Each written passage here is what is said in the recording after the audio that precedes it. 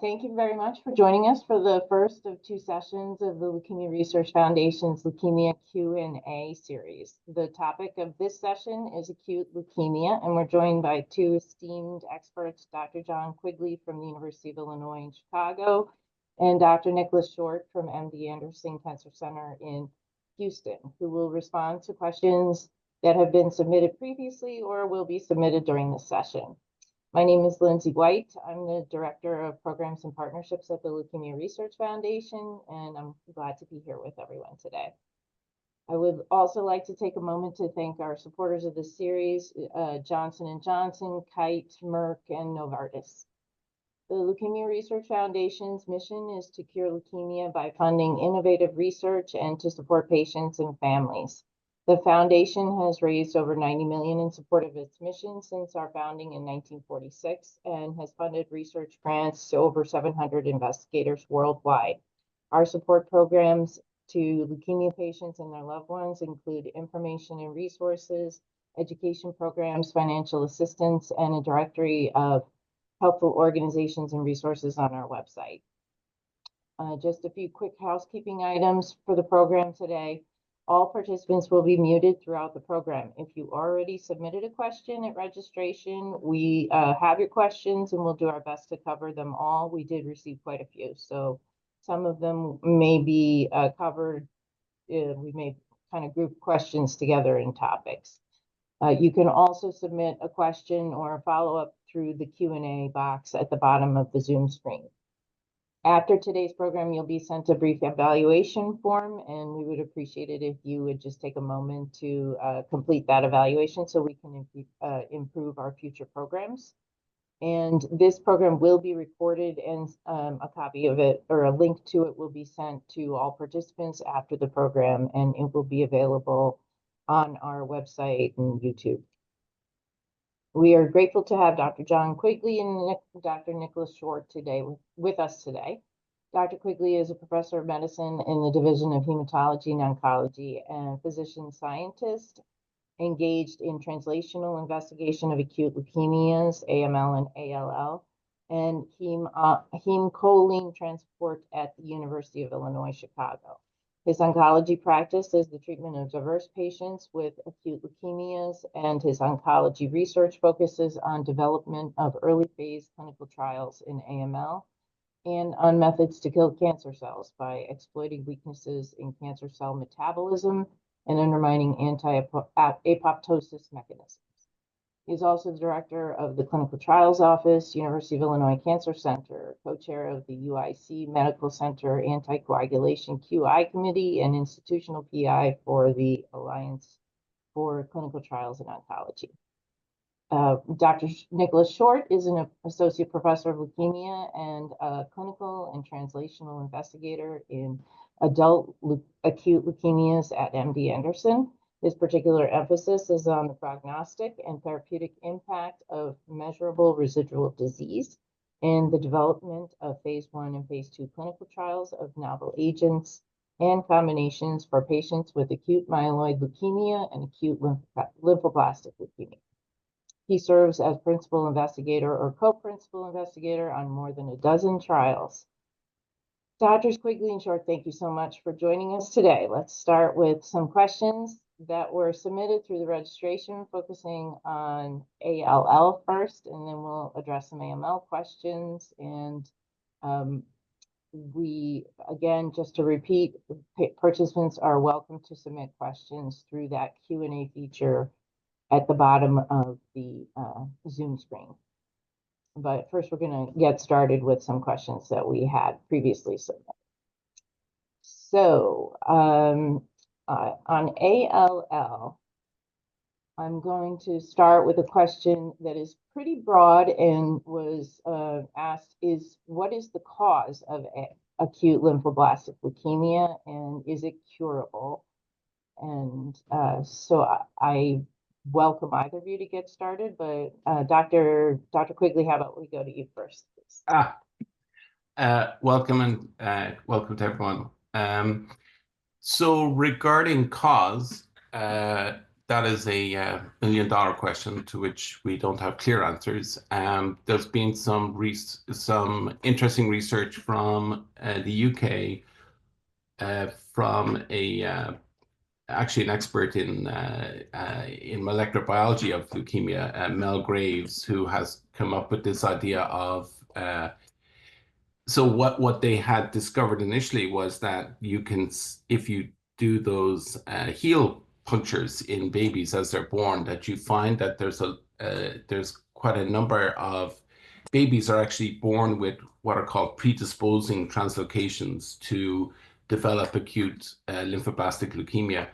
In the majority of babies, these translocations, these genetic changes change over time, disappear over time. But it's thought that in a very small fraction of babies that are exposed then to other unclear environmental toxins. But one of the theories is that because we, I guess, overprotect our babies and they're not exposed to as many infections, and then you have young children who get exposed to more severe infections because they have not been exposed to a lot of microbes as babies, that some of these babies get, our children get hyperstimulation of their immune system and end up developing acute leukemia. In adults, I'm not sure if Nick wanted to jump in, not sure, but in adults, it's thought to be underlying genetic changes and then potentially environmental toxins such as smoking, perhaps alcohol, radiation, other toxins in the environment are thought to be causative. But it's not clear. These are what we think are causing it. And in fact, Dr. Greaves has done, I know he had started a study looking at trying to prevent leukemia in children. But those studies are still going on. But the idea that children are not being exposed to a lot of bacteria as children, and in fact, they may need to be exposed to infections to prevent them from getting leukemia. It sounds a bit strange, but these studies are still in progress. In terms of how curable leukemia, ALL is, it depends. In children, over the last 60, 70 years, we've made tremendous progress in terms of clinical trials, progressive clinical trials to improve ALL outcomes. From what the latest outcomes for patients, their 5-year survival, children with ALL is 90%, 5-year survival at least. There's about a 10% chance that children will relapse, and provided they relapse after 2 years rather than immediately, those children have about a 50% chance 5-year survival even after relapse. For adults, it's less well. The outcomes are not as good, but they're improving as we develop newer therapies. The latest outcomes that I saw were around 40 to 50% 5-year survival. Patients who relapse with adults who relapse with ALL, the outcomes are less good. But as I said, we have new targeted therapies, and 5-year survival is around 25, 30%. Would you agree, Nick? Yeah, so I would agree with that, with everything you said. And just to talk about the survival and I think we're seeing more cures as well in the adult population. And with the caveat, I'll say that I'm an adult leukemia doctor. Obviously, I'm familiar with these diseases in pediatrics, but that's not what I do. So speaking into the adult world, I think that with standard chemotherapy without any immunotherapy, we do see long-term survival, maybe cure rates around 40 to 50% in patients with newly diagnosed ALL. Now with the new data with blinatumomab, one of the immunotherapies that's being moved into the frontline setting, the outcomes do seem like they're improving. We have some studies from MD Anderson. We have studies from the randomized phase 3 study, which we may talk about later, probably with maybe some of these other questions, that showed that blinatumomab in the frontline setting improves outcomes for newly diagnosed patients.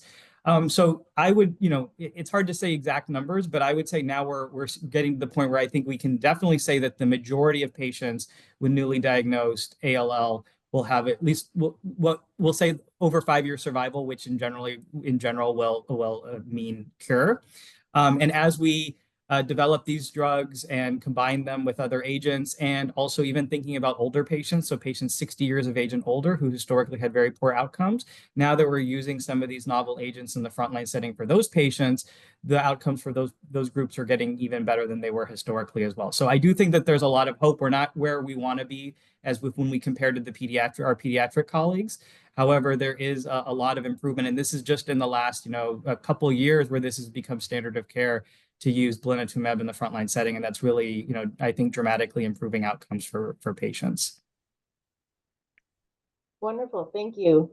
And it occurred to me as you were talking, it might make sense just to get a couple of words, definitions up front for anybody who's not familiar with these terms. We use the word relapse quite a bit. So relapse, would one of you like to just kind of simple definition for everyone on, most people are familiar with it, but just so that we're clear, what does relapse mean to a patient?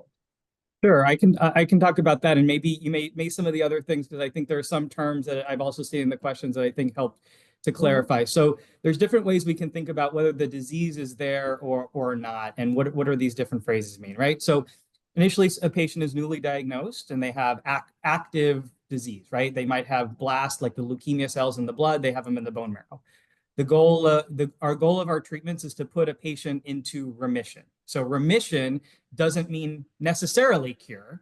Initially, remission just means that we can't detect the leukemia anymore with the test that we have, right? So often we're hoping to get remission after the first quote unquote cycle of therapy, maybe a month of treatment. We're not for everyone, but for many patients, we'll repeat a bone marrow at the end of that cycle, and we'll see that there's no leukemia under the microscope when we look at it there.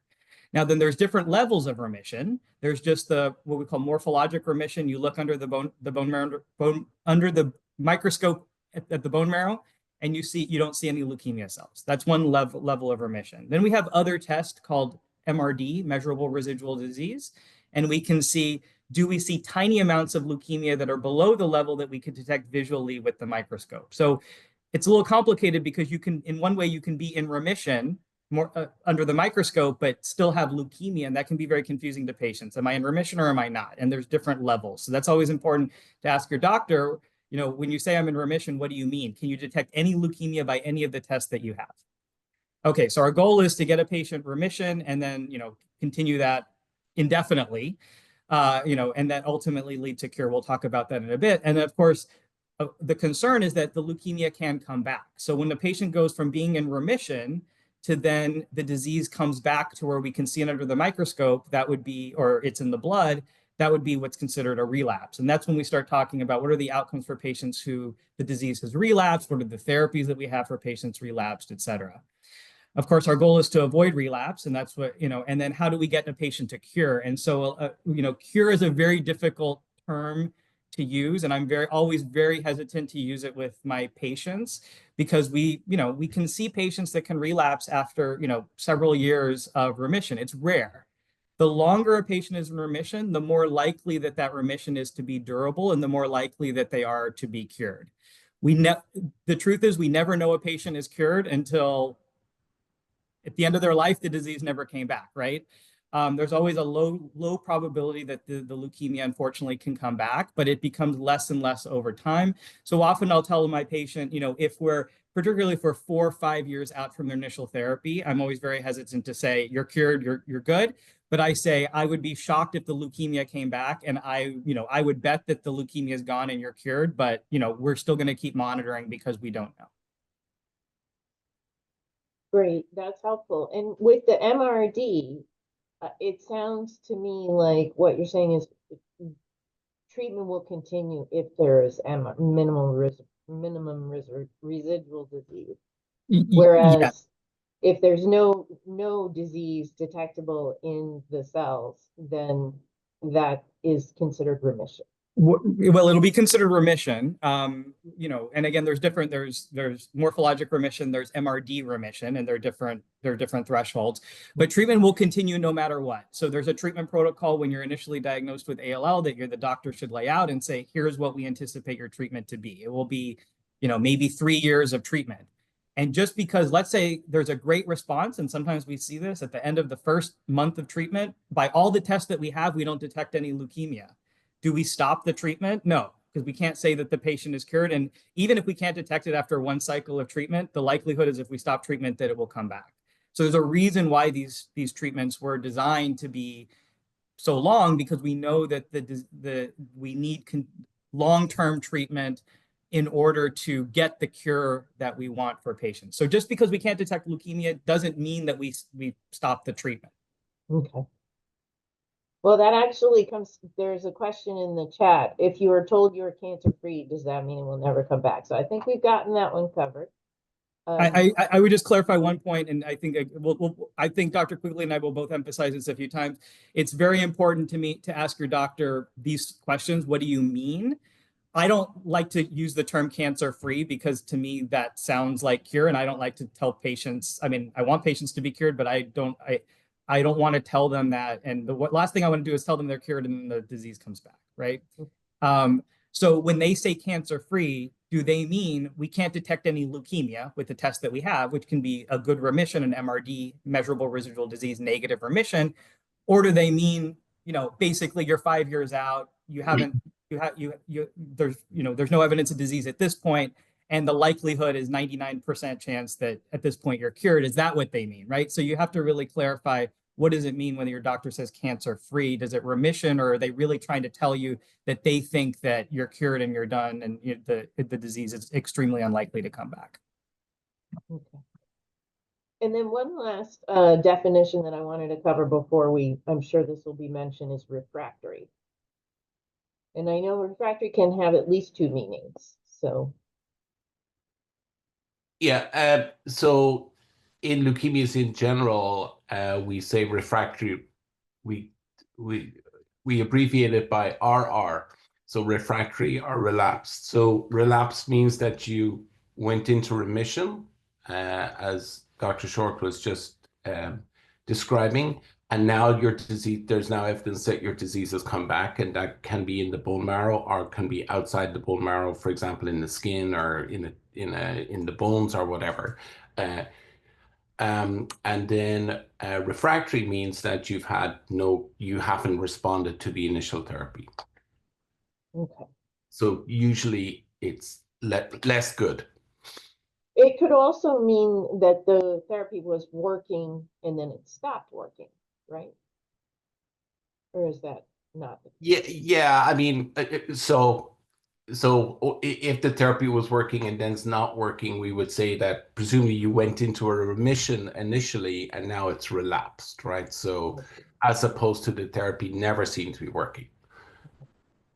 Okay, great. Okay, there is a question here on, let's see, I'll go to the questions that were submitted previously just to make sure we cover some of those. And several of the questions are talking about B-cell ALL or different forms of ALL. Would someone like to take a question along those lines? This person is asking, what is the best treatment for B-ALL refractory leukemia to get 100% cure? There's also several other questions that are just along the B-ALL or other types of ALL. So maybe one of you could just talk briefly about those kind of distinctions, please. I'm happy to talk a little bit about just basically the treatments that we have broadly. So there's B-cell ALL and T-cell ALL. There's, and it's basically, we all have B and T cells in our body, which are different immune cells. And this is basically leukemia as a cancer. And did the cancer occur in the B cells or did it occur in the T cells? The main thing I think to know as a patient is for B-cell ALL, we have a lot of immunotherapies that we can use either in the newly diagnosed, frontline setting or in the relapsed refractory setting if the disease has come back or it didn't respond to initial chemotherapy. T-cell ALL, we do have some therapies, for this disease outside of, some maybe standard chemo, but it's not as many and they're more investigational. So a lot of the stuff, what I'll talk about now is really going to be related to B-cell ALL. I think there are there's more than 3 drugs, but there's 3 big kind of classes of drugs that we have available. So we have blinatumomab, which works for B-cell ALL. That is an immunotherapy that targets a protein on the ALL called CD19. That is approved for use in the newly diagnosed setting. It's approved to treat patients who have low-level residual disease or MRD. And it's also approved to be used in the relapsed refractory setting. So in the modern era, in adult leukemia, a patient will always receive blinatumomab. They'll receive it in the beginning, or if they didn't receive it initially, they'll receive it later, right? So it's approved across the board. There's another drug called inotuzumab ozogamicin or inotuzumab that targets another protein called CD22. That is only approved to be used in the relapsed or refractory setting. So it's not used in the newly diagnosed patients, but it's used if the disease comes back. At least that's the standard of care. There are many clinical trials, but not only clinical trials, in the kind of broad guidelines that we use when we treat patients. There are some guidelines that do say that you can use inotuzumab for patients who are older when they're newly diagnosed with B-cell ALL, but generally it's used with low-dose chemotherapy in combination with low-dose chemotherapy for patients who are 60 and older. We don't typically use inotuzumab for newly diagnosed patients who are younger adults, which in our world, it's kind of, well, I'll say 18 to 60, okay? Unless you're quote unquote older, in the older population, then we can use inotuzumab in the newly diagnosed setting. And then the other broad category that we have for B-cell ALL are CAR T cells. So CAR T cells are cells that are basically engineered in the lab from a patient's own T cells. So we collect their T cells, we engineer them in the lab to fight the leukemia, targeting CD19, which is the same protein on the leukemia cells that blinatumomab works on. And we actually have 3 different CAR T cells approved in ALL, and those are also only approved to be used for patients with relapsed or refractory leukemia. So we have a lot of these immunotherapies for B-cell ALL. Unfortunately, not as much for T-cell ALL, although there's a lot of interest in developing CAR T-cell therapy, for example, in T-cell ALL, but we don't yet have an approved drug or product yet. Okay. And sorry, Dr. Short he was talking about the different therapies, and of course for patients who relapse, we usually will consolidate them with a bone marrow transplant afterwards. Okay, thanks. Very good. So let's see. Here's a question. When do you consider, we talked a little bit about this, but it gets into a specific patient situation.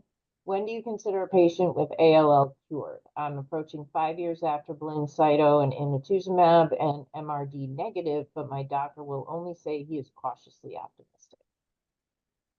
Well, I think Dr. Short has really answered that question already. Right. That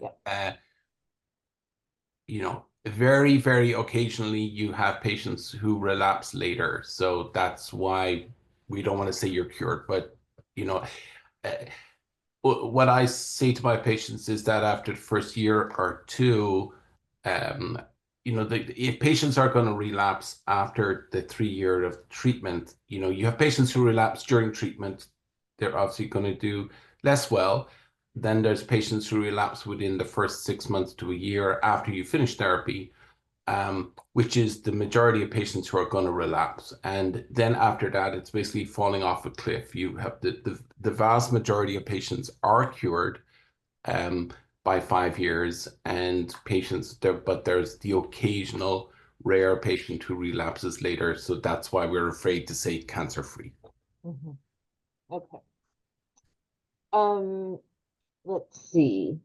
Moving along that kind of line of discussion about treatment, This individual said they failed CAR T and stem cell transplant in 2024, relapsed in January of this year at age 20, and would like to know what treatment is upcoming and in trials for ALL. So you mentioned that there are some options coming.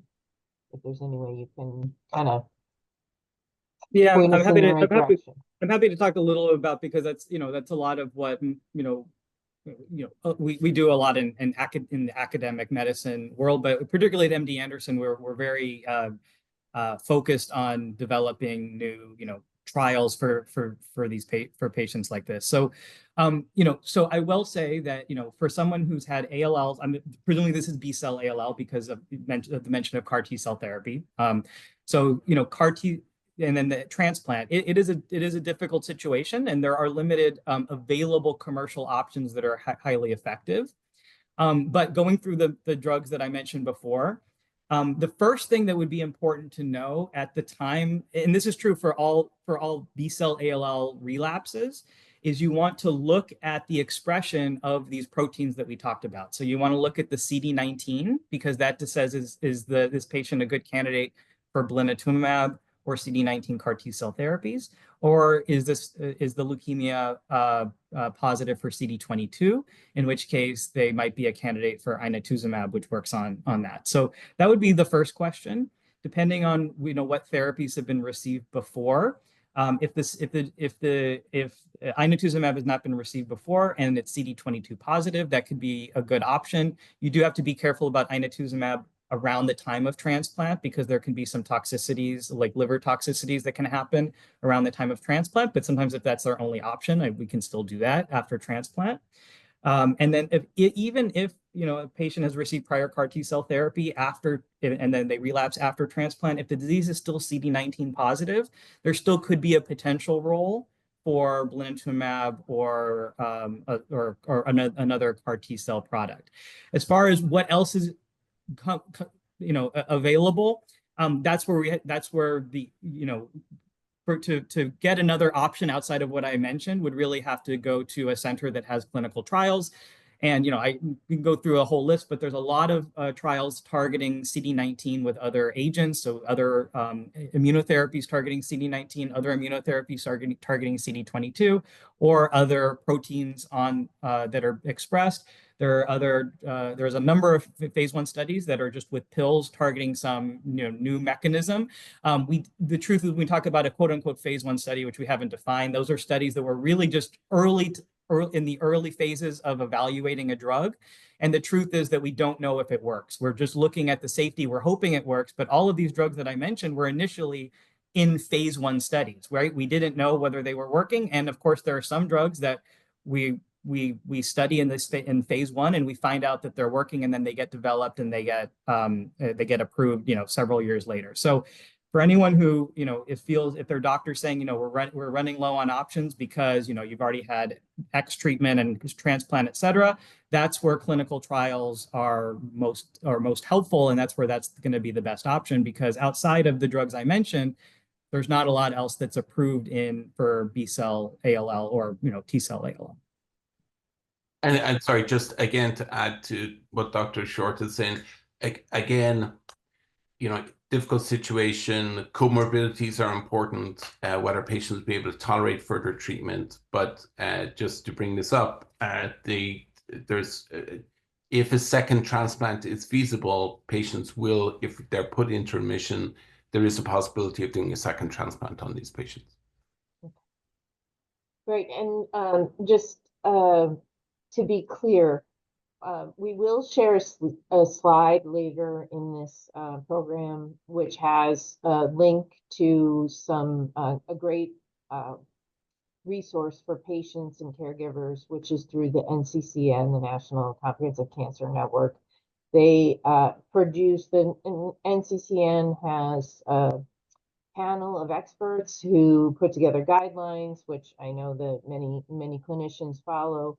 And they also take those guidelines and put them into more easily understandable terms for patients and caregivers. And so I will share that link at the end of this program and encourage everyone to take a look at those guidelines. But just generally speaking, I think one of the things that both Dr. Short and Dr. Quigley have mentioned is that if you're at a hospital where there are studies being done, you may have access to more options than you may at other hospitals. So many questions are focusing on this concept of, should I get a second opinion? What should I do? So maybe if you could just talk a little bit about the therapy setting, and if if you don't feel like the therapy that you've been going through is working, what to do then.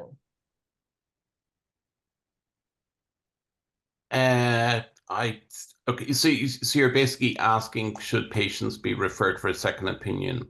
Yeah, I mean, there are several questions just outright saying, should I get a second opinion? And I think that it's a very logical question that patients and caregivers are asking, like, how do I know if I'm getting the best care that I can get? So I think Dr. Short and I would agree that, if things are going well, if there's no measurable residual disease, and you are comfortable with your doctor, I think that you should continue in that situation. I think where this mostly comes up is where things are not going well. So the patient still has residual disease, or the patient has relapsed, and um, and then it depends, whether it's a community hospital, where it's an academic center, what facilities are available, and what options there are for treatment. So I think mostly we're talking about is situations where you feel that there's not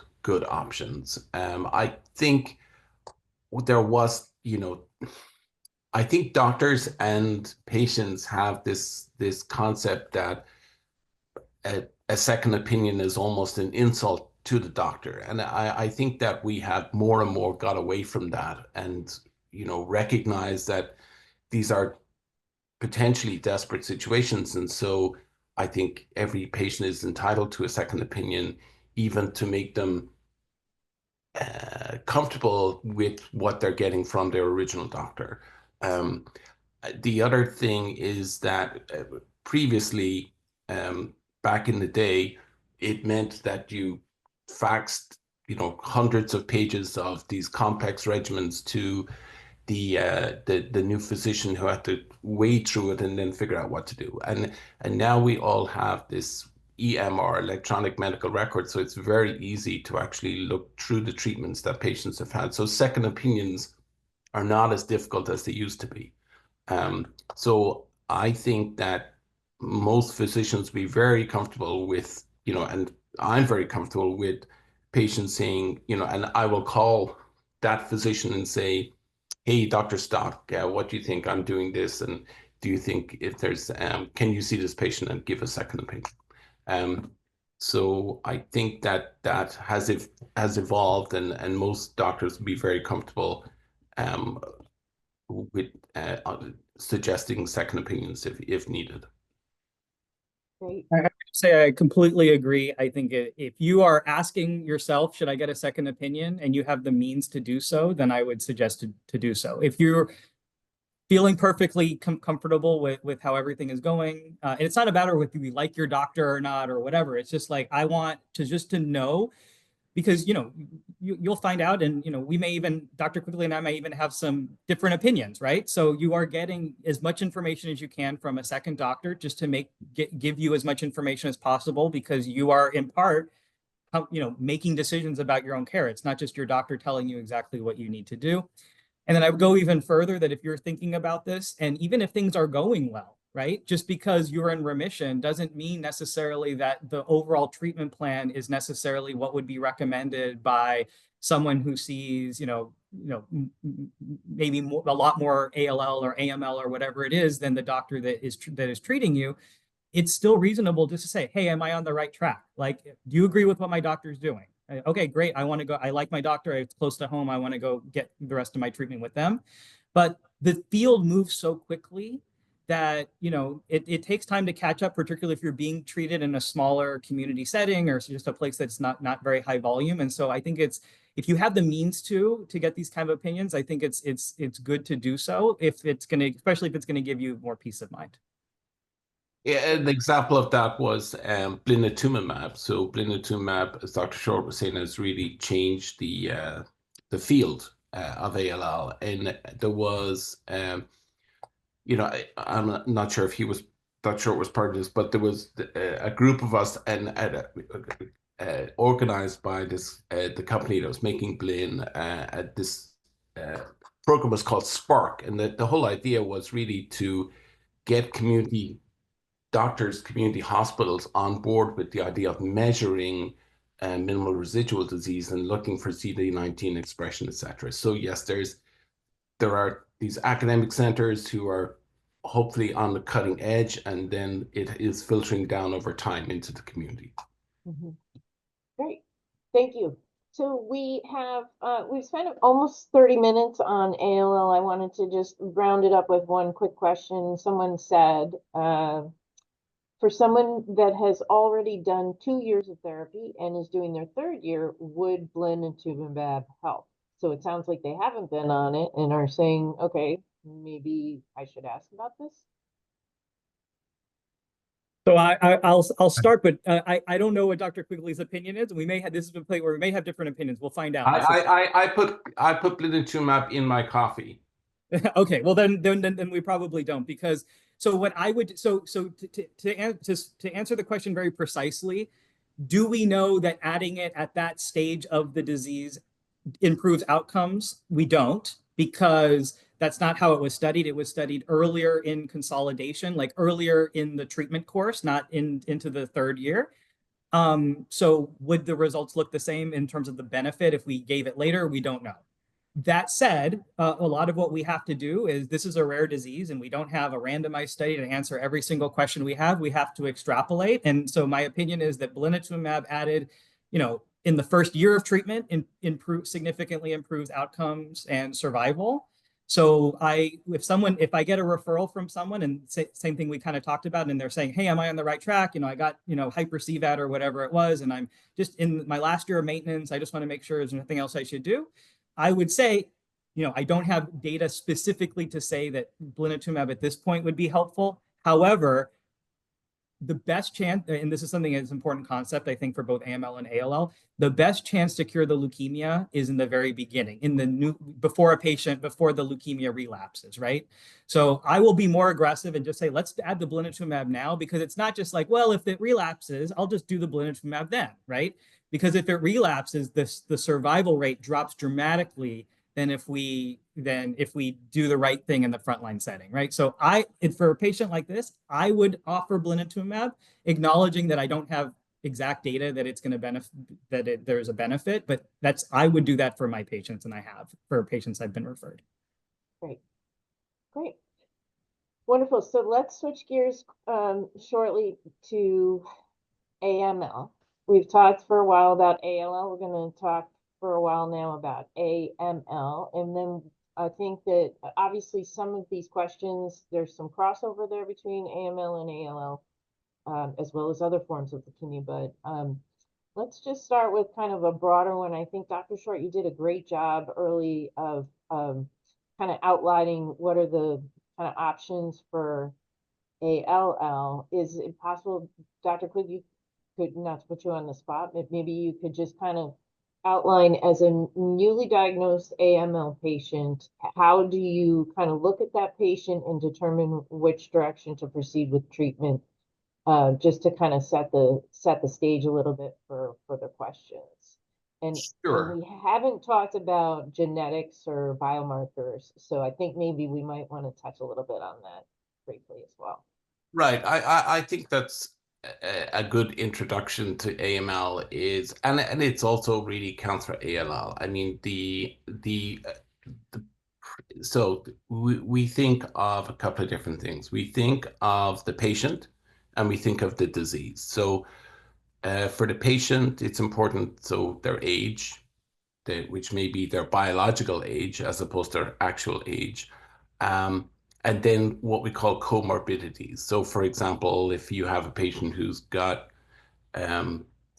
early renal failure or liver problems or lung problems, then they may not be able to or heart problems, for example, they may not be able to tolerate certain chemotherapies. So age is important, comorbidities are important, and then the third issue, so there's the host and then there's the disease. So the tumor biology is very important. So um, there are certain genetic changes, say, for example, P53. It's a what's called guardian of the genome and is important for detecting DNA breaks, etc. And so patients who have deletions or uh, hum, uh, deletions or mutations of P53 tend to have more aggressive leukemias, which means that they're not going to respond to standard therapy. So there are other. Once upon a time, we just looked at the chromosomes themselves and said, "Oh, this person is missing this chromosome, and the outcomes will be X." And then we looked at if they had normal chromosomes. We thought we sort of bunched all these patients together and said they all receive treatment A, for example, standard treatment. And now we are delving down deeper, like what Dr. Short was saying about the microscope looking for evidence of disease. In this point, we're now looking at the tumor genes themselves, and with certain mutations, allow us to give what are called targeted therapy. So a standard one would be FLT3. It's a gene that drives proliferation of leukemia cells. And so if you have mutations of that, these patients tend to do worse with standard therapy. So now uh, there have been studies, many studies actually, showing that if you use FLT3 inhibitors in combination with standard therapy, that these patients will do a lot better. Um, and so it started with that, and now we're moving on to other mutations. For example, NPM1, there are now what we call menin inhibitors, which we're trying to combine with standard treatment for NPM1 mutated leukemias. So targeted therapies are coming more and more into AML treatment. A second big um,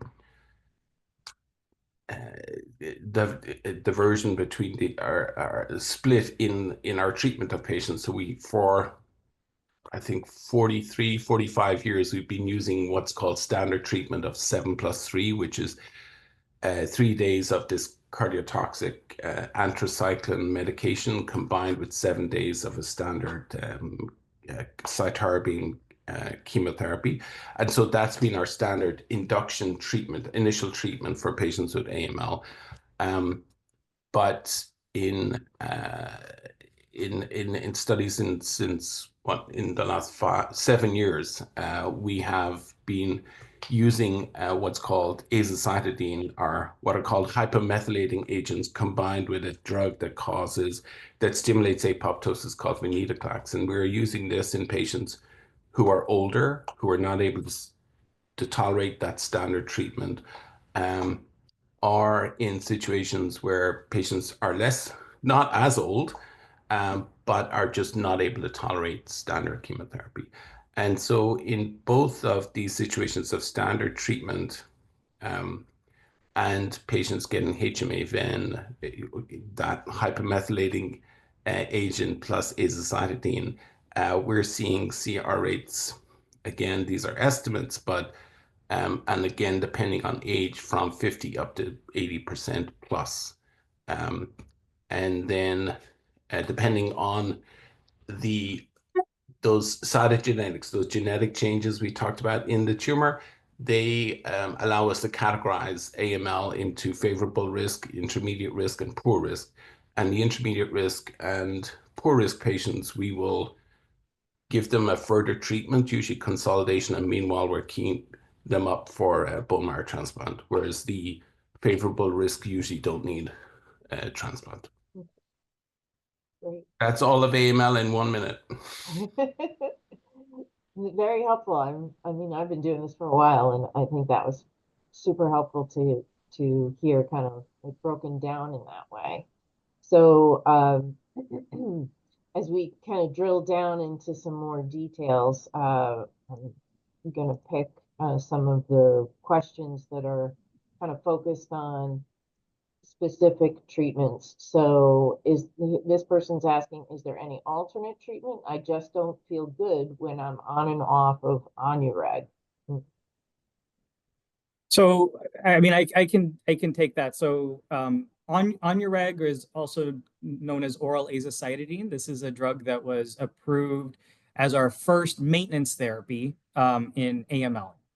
So, in the past, as Dr. Quigley was talking about, really we just gave, for patients who didn't go to transplant, we gave them initial chemotherapy for several cycles, and then we said we're just going to monitor, okay? Or we gave them intensive chemotherapy, and then we sent them to transplant.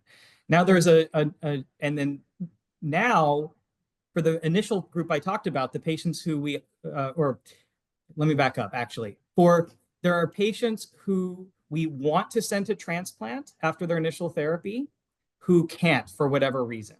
Okay, so they can't go to transplant because they don't have a good donor, because their doctor doesn't feel that they're in good enough shape for it. Their risk of complications is going to be too great. And this is where Onureg or oral azacitidine was approved. Patients who were unable to go to what we felt was going to be a curative, hopefully curative therapy for them, stem cell transplant, it was approved as a maintenance therapy. I will say, it's not very commonly used in practice, in my opinion. But that being said, if you are a patient that falls into that specific scenario that I just described, gets initial and intensive chemotherapy, is not able to go to transplant, and that's where we see that maintenance therapy is beneficial. As far as the specific questions about side effects, these are side effects that we can see with any chemotherapy, of course, when patients are on chemotherapy. Fortunately, there are some patients that are on some of these treatments and they feel pretty well the whole time. And there are other patients who have a lot of different side effects, and some of them are just non-specific. They just don't feel well. They have fatigue. They just have GI upset, et cetera. So I think this is where it's a risk benefit in terms of what kind of side effects are you having and what is the benefit. And this is where I think, not knowing all the details of this particular situation, and this is true for any therapies, what are the pros and cons of continuing it or maybe doing a dose reduction, right? So if your doctor feels that, if you discuss everything and you feel that on average, well, these side effects are okay, I can manage them, and because I want to maintain the dose that I'm on, that's fine. If they're so debilitating, this is supposed to be a quote unquote maintenance therapy, which means you're going to be on it for a while. You don't want to be miserable for a year or two while you're on your treatment. This is where you need to talk to your doctor, and maybe this is where a reduction in the dose could be helpful. And the other thing I would add there, the other question is whether there are other targetable mutations. For example, if there was IDH1 or IDH2, these are particular genes for which we have very useful, very relatively non-toxic drugs. So there are other options as well. Mm-hmm. So along the same vein, one individual talked specifically about maintenance therapy following stem cell transplant. Do you want to talk a little bit about that? I mean, I can read a specific question that was submitted, trying to clarify the concept behind the use of maintenance therapy medication following stem cell transplant for AML. Is the main concept to prevent relapse until the body's immune system has recovered sufficiently, or to postpone likely relapse until resistance to maintenance medication eventually develops? That was what was submitted, but I think, I must say I really like this question, and what's interesting is that this is crowdsourcing in a way. It's interesting that a lot of us as physicians use AML maintenance therapy post-transplant, and I think at least some of them have never thought about why they're doing it. They're just doing it, So if you look up, Google, the standard answer is yes. You just continue these treatments until toxicities, or else the patient relapses. In terms of, is it to postpone likely relapse until resistance to maintenance medication until resistance to maintenance develops? I mean, that's the concept, right? That the idea is to, if there's any leukemia cells remaining after transplant, that the idea is that the azacitidine, the maintenance therapy, is to either keep those, either get rid of all of those leukemia cells or try to prevent expansion of that small leukemia clone, we call it. But it actually is an interesting question because the immune system, we know, is coming online post-transplant, and it can take at least a year, if not longer, to fully come back. And so it is interesting that perhaps there is an aspect of it that this azacitidine is sort of keeping the disease under control until the immune system sort of ramps up. But in general, people would say, no, it's the former, that you're trying to prevent and or kill any remaining small numbers of leukemia cells post-transplant.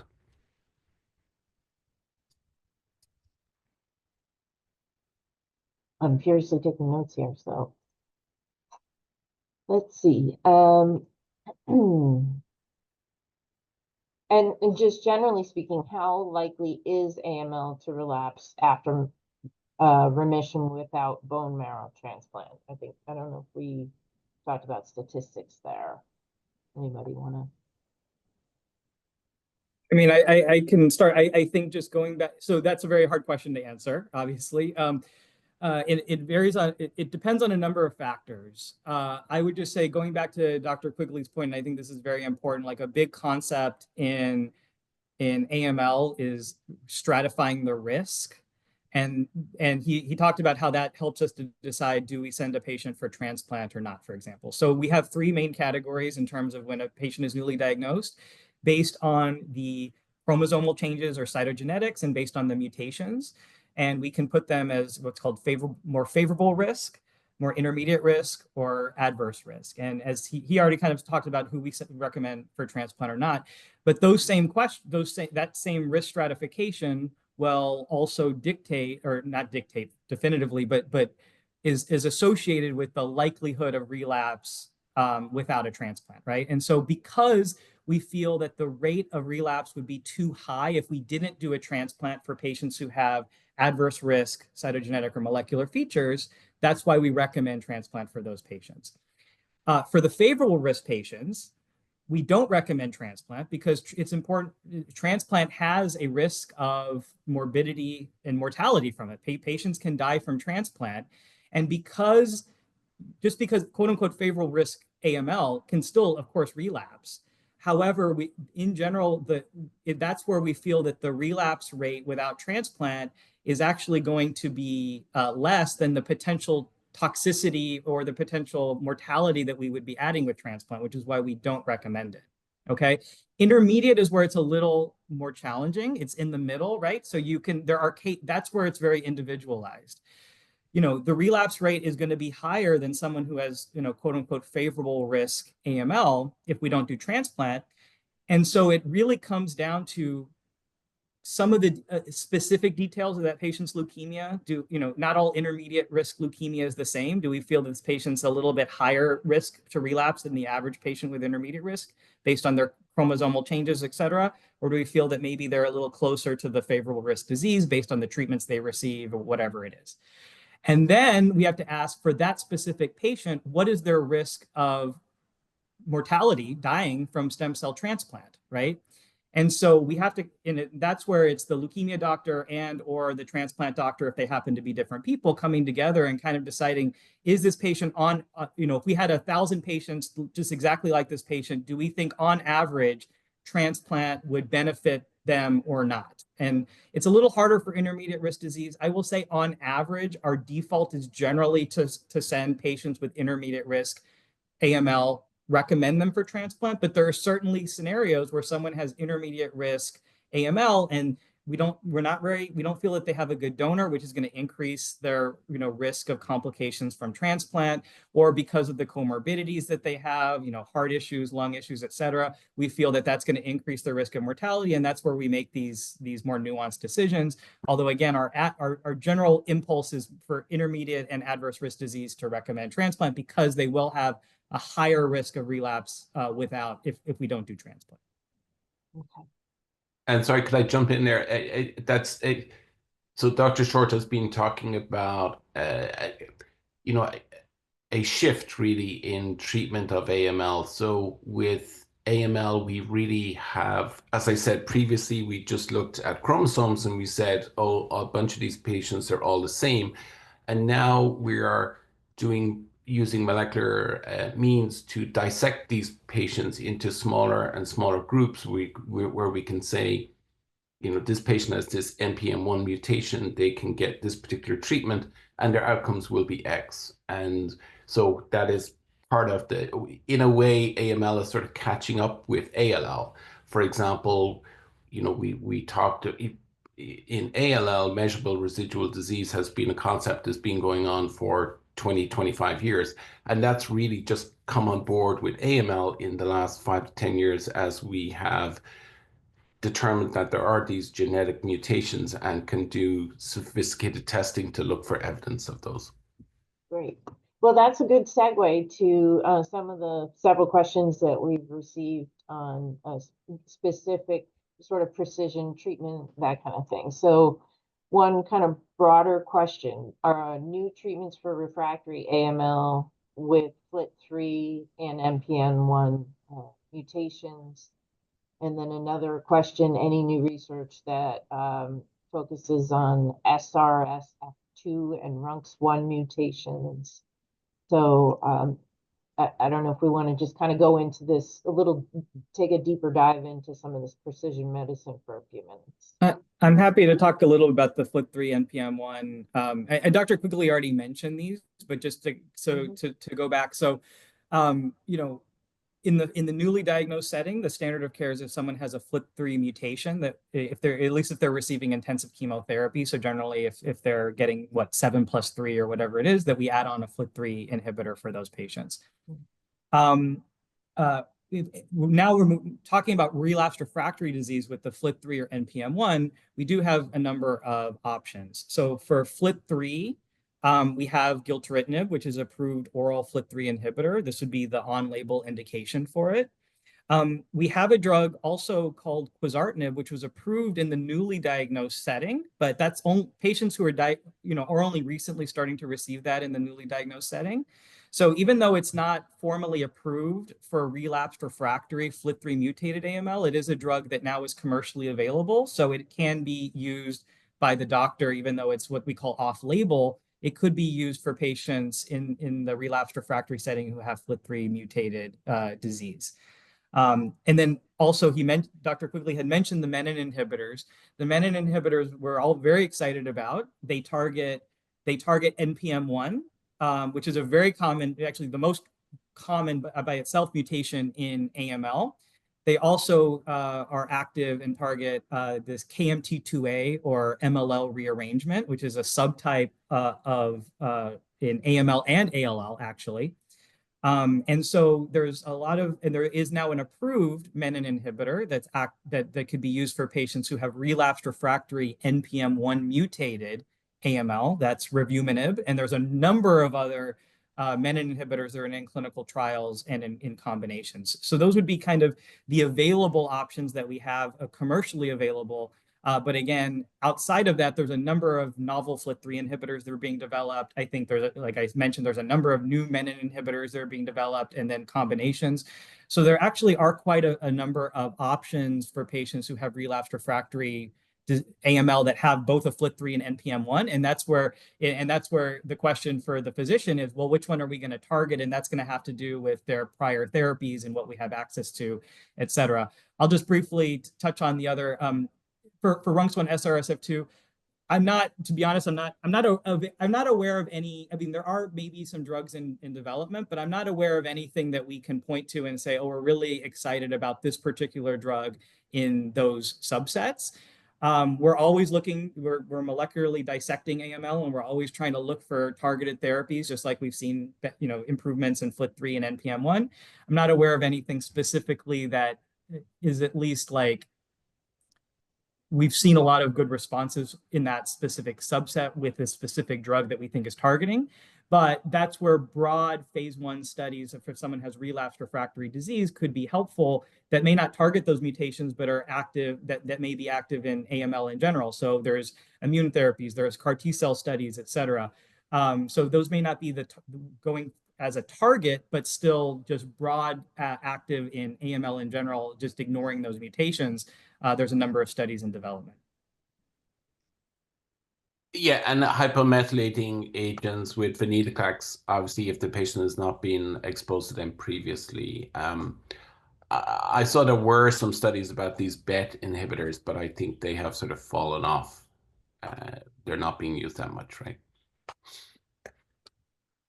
Okay, there was a question specifically on survival rates in older people receiving the combination treatment of venetoclax and decitabine for AML MDS.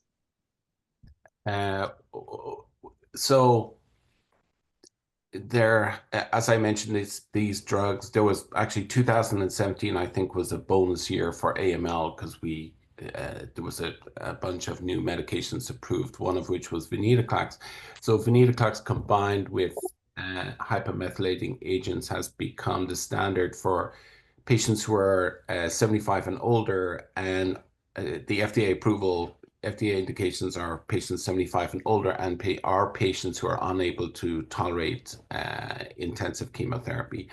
As far as I recall, the complete remission rate for HMA venetoclax is of the order of 64 or 66%. But so basically, two out of every 3 patients receiving HMA ven, as we call it, will go into remission, and the median survival, which is for this combination, is around 14 months, so just over a year. So more than 50% or more of patients will survive over a year with this treatment. And then obviously if patients relapse, the outcomes are poorer, but we do have other treatments available for these patients. I would just add also, so we have we won't get into the nuances, but we were talking about in the younger patients getting intensive chemotherapy, we have the favorable intermediate adverse, and we use that to decide on stem cell transplant. And there's very specific mutations and chromosomal changes that we use to make that decision in the younger patients. For older patients who are receiving hypomethylating agent azacitidine or decitabine in combination with venetoclax, oftentimes, or usually, we're not considering those patients for stem cell transplant because we feel that the stem cell transplant procedure would be too toxic for them. So we're not making the same risk stratification for decision-making purposes for deciding do they go to transplant or not. That said, there are now mutations that we use to get an idea of this question: what is the expected outcomes for a patient who's getting this combination?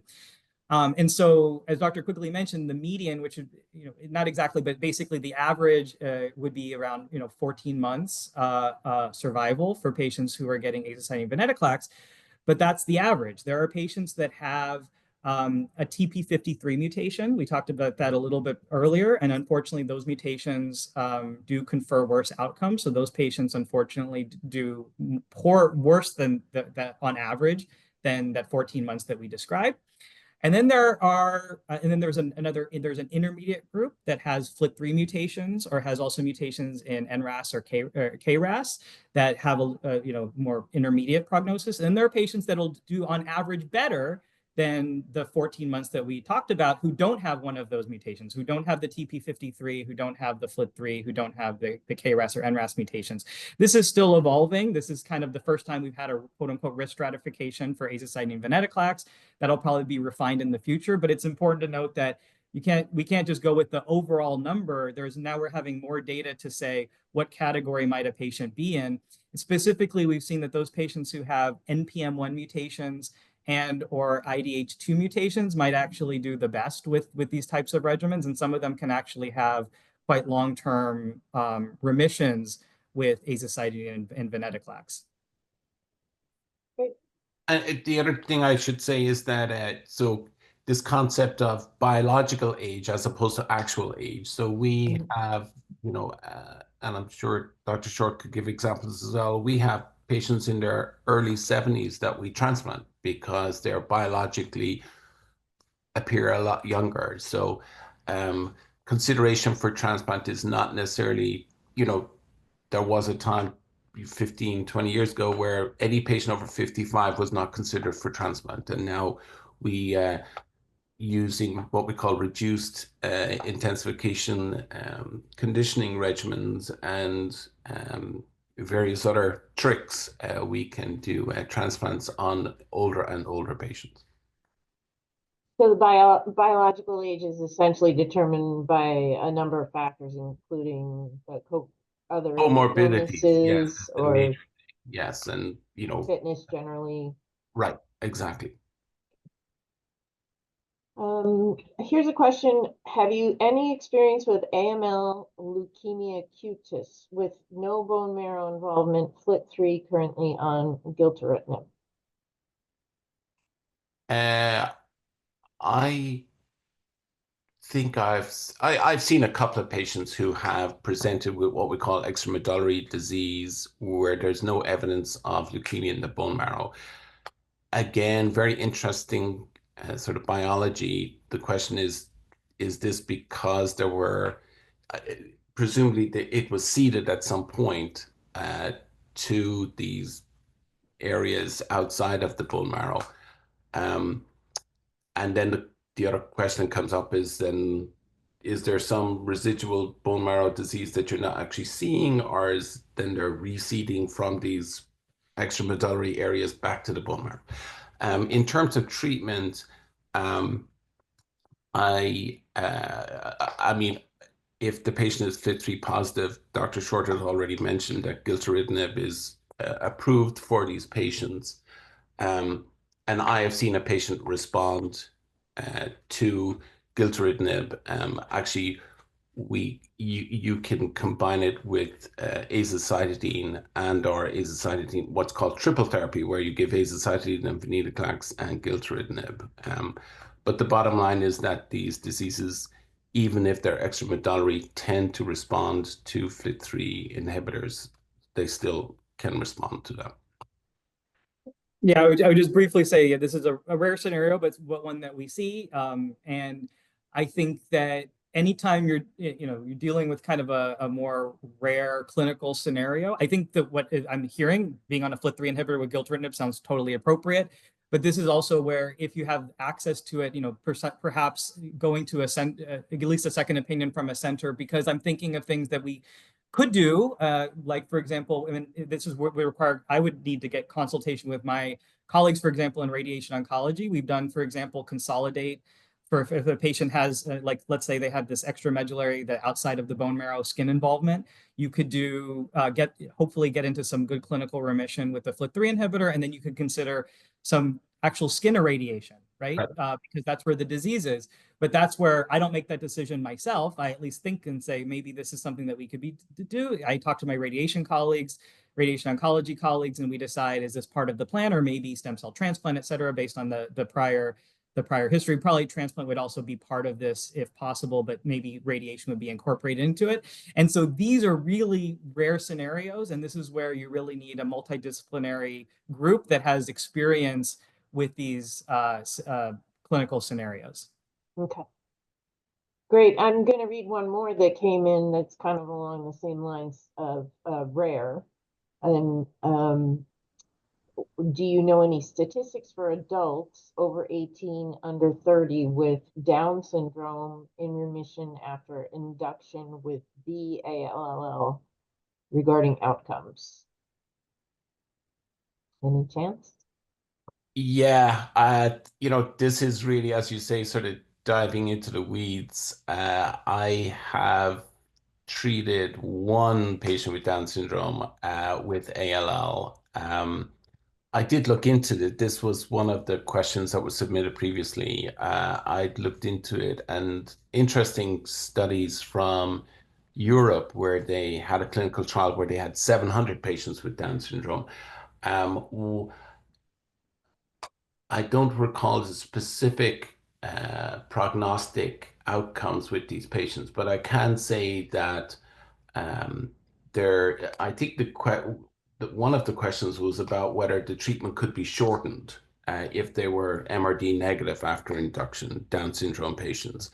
That was a previous question. And that is true, that they have, for example, methotrexate is given at reduced doses. Steroids can also be given at reduced doses. And anthracyclines, for example, are basically twice as powerful in these patients in terms because of the metabolism of the drug, so that you actually give half the dose of anthracyclines. So there are children oncology group, again, these cooperative trials, which are being done for patients with Down syndrome therapy with Down syndrome, and the therapies are reduced, but still allowing the outcomes to be very good for these patients. But again, we don't. This is where I bring up as well, and I don't know where this patient is in their treatment course, et cetera. But you know, if they are above the age of 18, this is the population where, you know, we would, well, actually now in the younger patients too, because there's no data for pediatrics, to bring in blinatumomab. And so depending where they are in the treatment course is something worth asking their doctor. If they didn't receive it, should they receive blinatumomab if they're still ongoing therapy? For patients who've completed all of their therapy, I don't usually, like if they're a year out, I usually don't say let's add the blinatumomab at that point necessarily. But for someone who's still ongoing maintenance, I think it's a question worth asking. I would point out that there's data that patients with Down syndrome might have more toxicity from blinatumomab. So that's something important to discuss. And sometimes we do some preventative measures to prevent some of the central nervous system toxicity with that. But that's the only thing that I would add, just as far as something to be considered for someone, whether they have Down syndrome or not, of this age group undergoing their therapy and they're in maintenance. If they didn't receive blinatumomab in the beginning, it's worth discussing with their doctor whether or not that might be helpful. Okay. And as Dr. Short was mentioned, there are actually specifically, this has been looked at, the use of blin in patients with Down syndrome. And as he's mentioning, there's improved outcomes. Great. Well, thank you for looking into that. I'm going to pull out two others that were kind of in the not specifically ALL, not specifically AML, some crossover here. So clinical trials and treatments for MDS with TP53. So just, oh, you're just asking basically treatment of MDS Are with there any mutations? Yeah. So, well, I think that the chat, so we talked about TP53, and it's the same thing that applies to AML would apply to MDS. Unfortunately, that the TP53 mutation does make the disease, generally speaking, more resistant to standard approaches. For MDS with a TP53 mutation, I will just say that so that we would still treat it how we would treat typically MDS, and which is the azacitidine or azacitidine or decitabine. We're often not adding the venetoclax is not standard for patients with MDS. Even with AML, it's a little controversial whether or not we would add venetoclax to patients with TP53 mutations. So what we would typically do is, and of course, if we have a trial, then we would do that. But the standard would be maybe azacitidine or decitabine. And then for a patient who is a transplant candidate, a TP53 mutation would be an indication for stem cell transplant if we can get the disease into some sort of, you know, remission. We like to see the blast come down ideally below 5% before we would go to stem cell transplant. And so that would be an option for a patient, again, who's a suitable candidate otherwise. As far as novel treatments, that we had some drugs, I won't get into the details because they didn't seem to work out. We had some drugs in the past that we were kind of excited about for TP53. They haven't panned out, but that is definitely an area of very active investigation because of the unmet need of TP53 mutations, really across cancer, but across leukemias.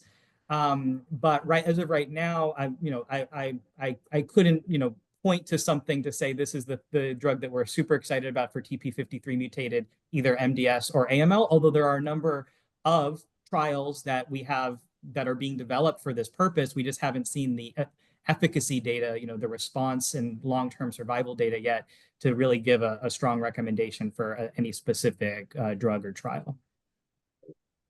The only thing I'd add to that is for AMLs, there's this, we're also giving prolonged therapies with these hypomethylating agents instead of, say, for azacitidine 5 days or 7 days. People are using up to 10 days of decitabine for these patients. Okay. I'm looking at the live questions. It's just as a time check. It's a little after 12:15, so we'll probably go for another 7 or 8 minutes, and then we'll start wrapping things up. But I think we've gotten to a lot of the major categories of questions, so that's great. This question, MRD test report shows MRD 0.0026%. Is there any chance of relapse after a bone marrow transplant CAR T-cell therapy? So is this a patient with AML or ALL? We did not. I was wondering the same, but I would just assume ALL because they mentioned CAR T-cell therapy, but I was also wondering the same question. Well, I will ask in the chat here. And in the meantime, I guess, or while we're waiting for that, I guess, broadly speaking, I guess the question is there any chance of, for anyone, is there any chance of relapse after transplant or CAR T-cell therapy, whether we're talking about AML? The answer to that question is always going to be yes, unfortunately. Is there a chance? Your doctor's never going to say, or they shouldn't say, oh, if we do this, you're going to be cured, right? And that's important to know for any of these therapies. Sometimes we talk about, transplant, whatever the disease is, as the curative option, right? It means that it is the chance for cure. For example, there are some AMLs that we really don't think that we will cure without transplant, but just because we go to transplant doesn't guarantee that the disease will be cured. Patients, as we mentioned, unfortunately can die from transplant, and they can still relapse after transplant.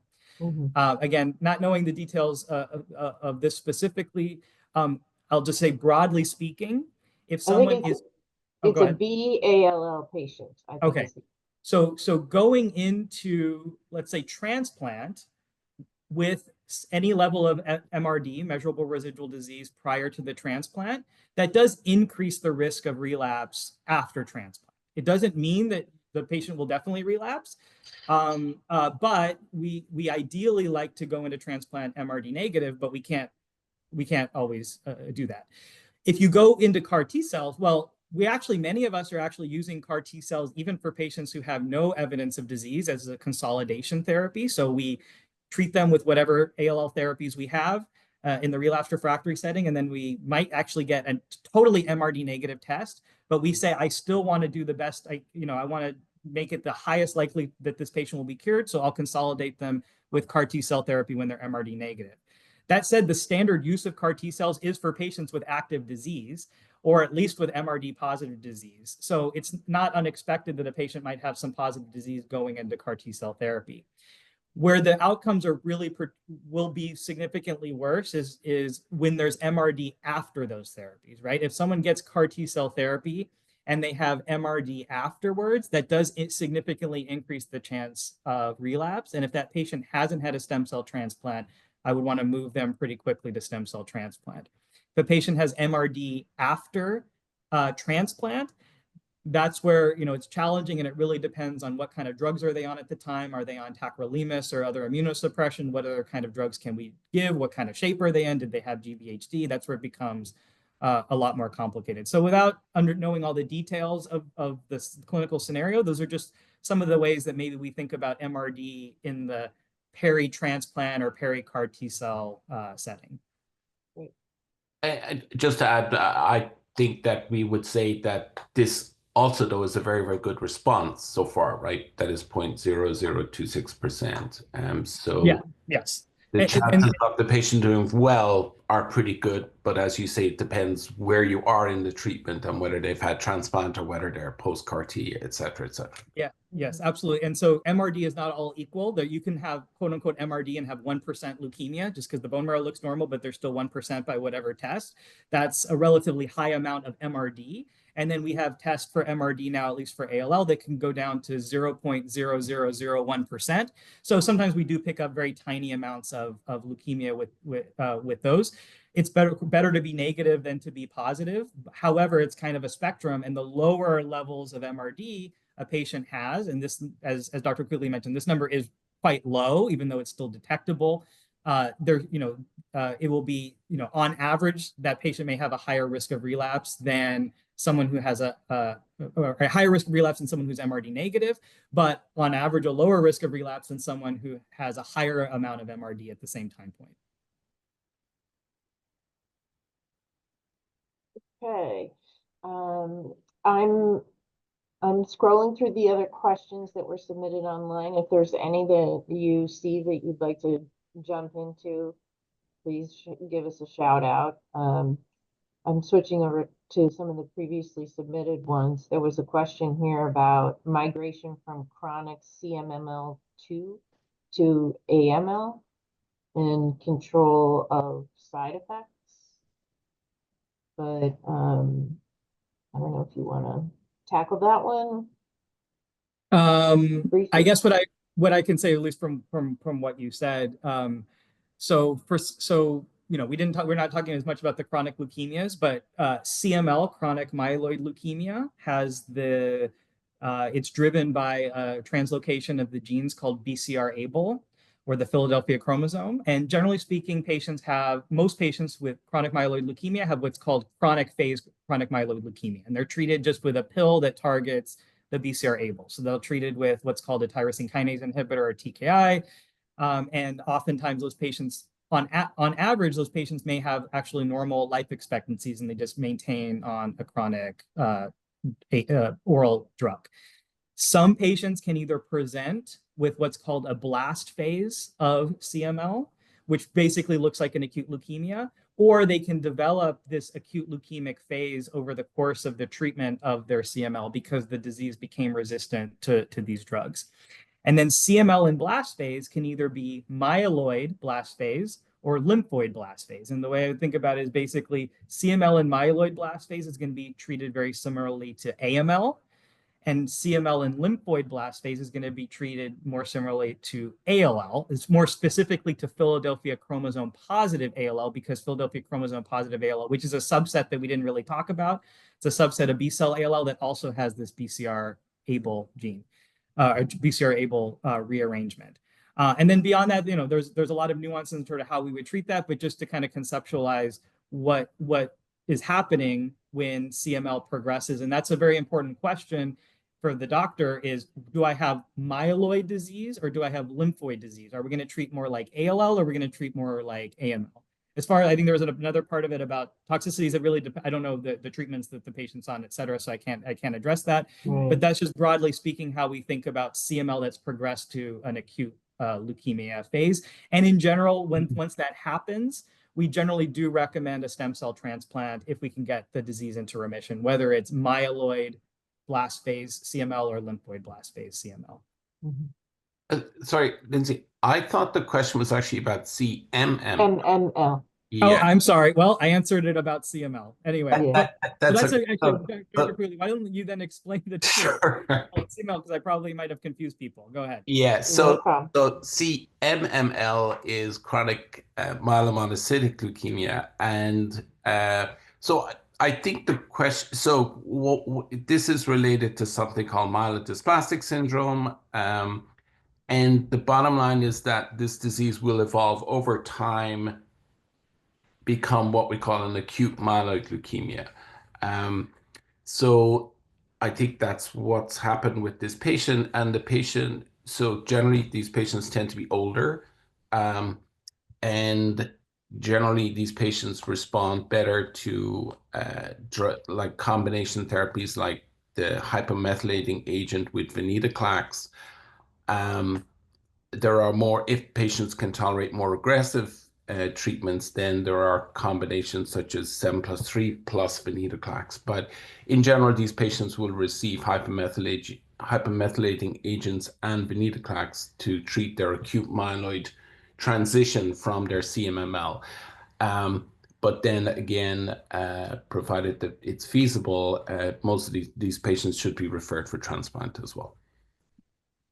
And I would just add one thing when we're thinking about the treatment for a patient who had CMML or MDS, which are very, very similar diseases that then progressed to AML. I think an important question and something that also is associated with the likelihood of long-term outcomes with their disease after developed AML is what kind of treatments did they receive for their MDS or CMML, right? So there are some patients who have MDS or CMML who have quote unquote low risk disease, and we're just monitoring and maybe they were giving them some growth factors to boost up their red cells, but they're not really getting chemotherapy. And then for whatever reason that the disease mutates and it develops into AML. If they haven't received any chemotherapy, azacitidine or decitabine, for example, for their MDS or CMML, everything that Dr. Quigley said applies, but in general, those outcomes for those patients will generally be better. For patients who've already received azacitidine, which would be kind of a standard treatment for MDS or CMML, and then they've progressed, despite that, the disease has progressed to AML, the outcomes for those patients are worse because you can think about it, well, the disease already clearly showed that it can become resistant to a good therapy and not only a therapy that we often use for AML. So basically, in some ways, we almost think about it like relapsed or refractory disease because the patient who developed CMML and was treated with azacitidine and then developed AML basically developed AML on an AML directed therapy, right? So it limits the options that we might have, for that patient, and it does make it harder to treat. And again, the goal still would be get it into remission if the patient can receive intensive chemotherapy or by adding venetoclax and giving azacitidine venetoclax, but then hopefully going to stem cell transplant if the patient is in good enough shape for it. But if they're older or they have comorbidities and they can't do transplant, then we just do the best that we can with the treatments that we have, such as azacitidine, venetoclax, et cetera. And what's interesting about these patients as well is that so they have CMML, they go on to progress to AML. So with other diseases, we talked about trying to get rid of that there's no measurable residual disease. With these patients, we just want to get them back to where they were, and usually then they will do actually very well with transplant. Yeah.